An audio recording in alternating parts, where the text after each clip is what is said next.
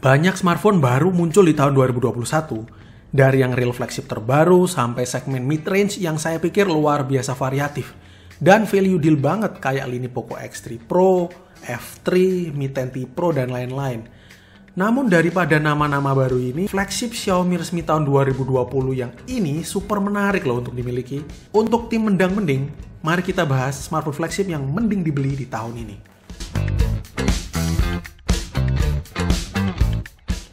Xiaomi Mi 10 membawa bahasa desain yang dirombak dari generasi sebelumnya yakni Mi 9. Di bagian belakang saya memang masih melihat ada kemiripan ide desain dengan Mi 9, tapi overall looknya Mi 10 ini sudah berbeda sekali dengan Mi 9. Mengusung desain layar Edge dengan layar full screen plus notch di pojok kiri, keempat sisi layarnya juga membulat. Inilah evolusi tren desain smartphone flagship terbaru Android yang masih dipakai lagi di tahun 2021.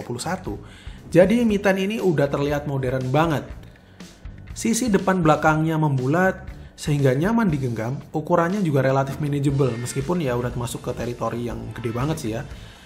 Tapi ini aspek rasionya unik, 19.5 banding 9. Jadi layarnya ini agak tinggi daripada kebanyakan smartphone lain, membuatnya digenggam enak dengan satu tangan. Feel build quality-nya mewah, proteksi Corning Gorilla Glass depan dan belakang, serta sandwich aluminiumnya juga terasa solid. Masih serupa loh dengan Xiaomi Mi 11 yang terbaru, so kamu juga tetap masih merasakan feeling smartphone premium tanpa celah di Xiaomi Mi 10 ini. Dari yang saya tahu, Mi 10 ini nggak memiliki official IP rating. Meskipun kabarnya dia udah water resistant secara standar internal Xiaomi, hanya sertifikasi ingress protection-nya tidak didaftarkan. Ya mungkin biar untuk menekan ongkos produksi kali ya.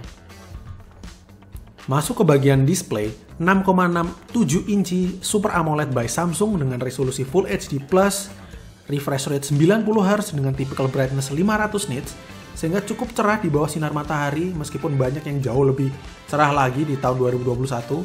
Layarnya tajam dan pastinya sudah refresh rate yang 90Hz ini bikin dia jadi lebih nyaman untuk navigasi menu di MIUI. Jadi terasa makin lembut dan sangat responsif. Bicara MIUI, sejak Mi 10, saya merasa MIUI ini makin menarik interface-nya. Dia menekankan ke intuitifnya animasi dan looks yang makin elegan. Mi 10 juga memiliki vibration motor yang fenomenal banget bagusnya. Jauh sekali upgrade-nya dibandingkan dengan Xiaomi Mi 9. Bahkan dibandingkan dengan flagship-flagship pesaing, terutama dari brand Tiongkok. Bagusnya tuh gimana ya? Pokoknya bagus banget aja sih. Getarannya tuh super lembut dan bulat banget. Mewah gitu rasanya di sentuhan jari. Dan integrasi motor getarnya ini juga banyak ditemui di antarmuka MIUI. Sehingga menawarkan pengalaman yang lebih menyenangkan lagi dalam memakai Xiaomi Mi 10 ini. Bicara under display fingerprint sensornya, ini kecepatan dan reliability-nya sangat bagus, cepat dan akurat. Mungkin salah satu yang tercepat di flagship sepantarannya. Ditenagai SoC Snapdragon 865 dengan modem 5G integrated, Mi 10 sejatinya adalah salah satu flagship resmi di Indonesia yang sudah siap 5G dari tahun kemarin. Namun, tahun lalu memang 5G belum jalan dan fiturnya ini hanya bersifat investasi aja alias jangka panjang. Performanya sendiri sih masih sangat bagus ya, minim stutter, minim lag, dan juga Snapdragon 865 juga tentunya thermal manajemennya begitu baik. Memiliki RAM 8GB dan storage 256GB sudah menjadi standar storage yang tinggi banget, sehingga ketiadaan SD card pun nggak perlu dipusingkan. 256GB saya rasa udah gede banget untuk nyimpen video mantan, maksudnya video kerjaan. Dan teknologi storage-nya ini adalah UFS 3.0 sehingga bikin dia transfer rate datanya cepet pakai banget. Ke tahun 2021 di mana tahunnya 5G udah mulai dieksekusi dengan Telkomsel dan Indosat juga mulai jalan, Mi 10 mulai terasa makin worth it di sini, mengingat dari awal dia udah memiliki konektivitas 5G. Hanya perlu dicatat Mi 10 tidak memiliki band N40 sehingga di fase awal 5G ini, Telkomsel belum bisa langsung dinikmati ya. Jadi mesti sabar menunggu dulu hingga Telkomsel siap dan melebarkan pita frekuensi yang lain. Nah, dia ini juga support N1 dan N3, jadi kemungkinan di fase awal 5G ini dia udah bisa langsung nikmati signal 5G-nya Indosat.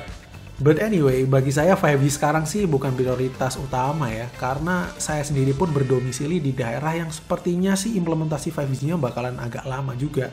Jadi ya, saya sih memilih untuk lebih santai aja soal 5G.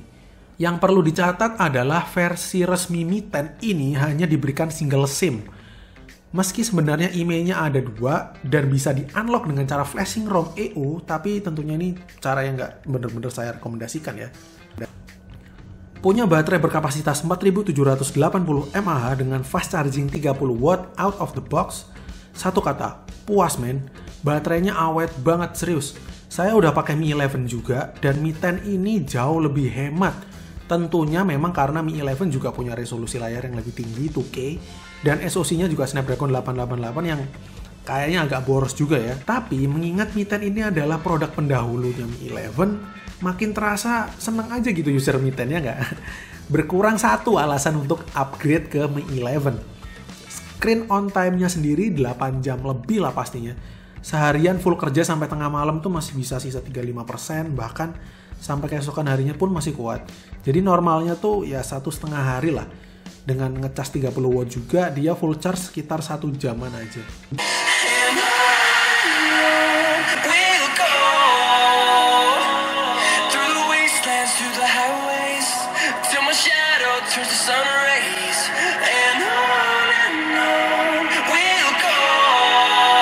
Audio juga sektor yang sangat saya salut dari Xiaomi Mi 10.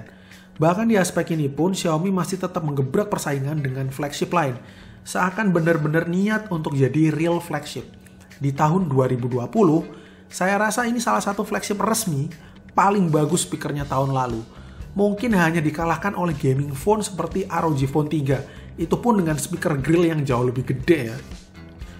Oke, sampai pada topik terakhir yakni kamera. Sebelum kita bicara hasil, kita breakdown dulu ya untuk teknis kameranya.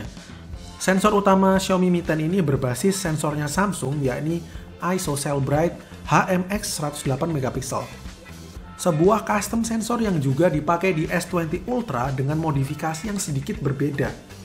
Kalau S20 Ultra memakai kode sensor HM1 108MP dengan Nona Bayer RGB, sedangkan Mi 10 ini memakai HMX 108MP dengan Quad Bayer RGB. Nah, sensor utama Mi 10 ini masih mirip dengan sensor Mi 10 Pro yang tidak masuk resmi ke Indonesia.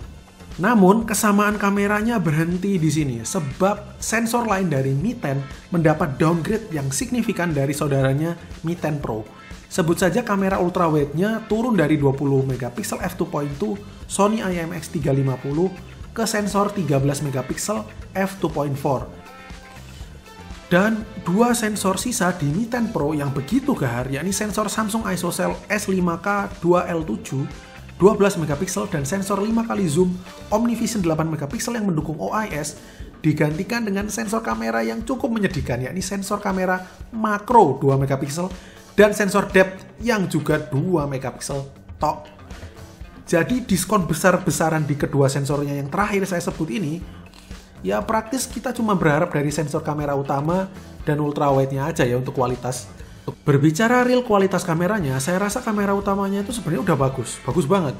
Karakter sensornya itu udah cukup besar, yang membuat dia itu bikin foto bokeh itu gampang, alias foto background yang blur gitu via sensor tanpa mengandalkan mode portrait. Tapi satu hal juga, bahwa sensor besar ini juga memiliki depth of field yang sangat sempit. Jadi terkadang sekali dua kali saya ngerasa foto yang saya ambil itu misfokus. Apalagi di objek yang agak dekat, misalnya foto produk. Kualitas lensa ultrawide-nya sendiri sih cukup oke ya. Tajam dan exposure autonya juga cukup baik. Namun memang agak beda ini kontrasnya dengan lensa utamanya. Untuk zooming sendiri, dia memang bisa hybrid dengan teknik cropping sensor 108MP yang besar. Namun kapabilitas zoomingnya juga terbatas dan hasilnya juga nggak sebaik lensa tele khusus ya. Untuk kualitas video saya juga relatif suka, tajam dan stabil, support sampai resolusi tinggi banget 8K 30fps. Stabilisasi di video Full HD-nya juga bagus banget, di 4K pun juga tergolong aman. Jadi ya overall cukup bagus meskipun banyak hal yang menurutku seharusnya nggak seperti ini di flagship, tapi ya it is what it is. Pada akhirnya, ini adalah sebuah smartphone dengan paket yang lengkap. Dengan harga yang luar biasa bersaing jika dihitung dari saat ini saya buat videonya, yakni Juli 2021. Ada banyak alasan untuk memilih Mi 10 dan tidak perlu upgrade ke Mi 11 jika kamu udah pakai Mi 10. Ataupun bagi yang belum membeli, calon-calon pemilih Poco F3 ataupun Mi 10T Pro, mungkin sebaiknya pilih aja ke Mi 10 karena sejatinya Mi 10 ini menawarkan pengalaman real flagship sejati dengan banyak sekali refinement dari seri sebelumnya. Hal-hal yang biasa dianggap remeh seperti audio, vibration motor, kecepatan fingerprint, semua dieksekusi dengan luar biasa baik di Xiaomi Mi 10 ini. Deal breaker-nya menurutku sih hanya ada dua hal. Perihal single SIM di versi resminya, dan kualitas kamera yang sedikit mengecewakan di luar lensa utamanya. Sekian review dari saya, semoga dapat memberikan referensi. Kita ketemu lagi di video selanjutnya. Bye.